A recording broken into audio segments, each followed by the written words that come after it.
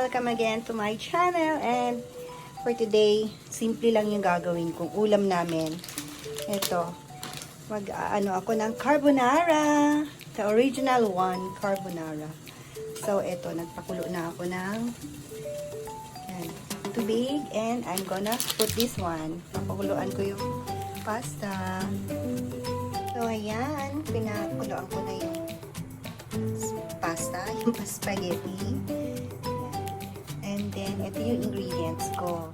Yan, bacon, eggs, yan, parmesan cheese, and pepper. Yun lang siya. Yan, and konting salt. Yun lang po siya. And then, kasi wala, dapat pancetta yung gamit.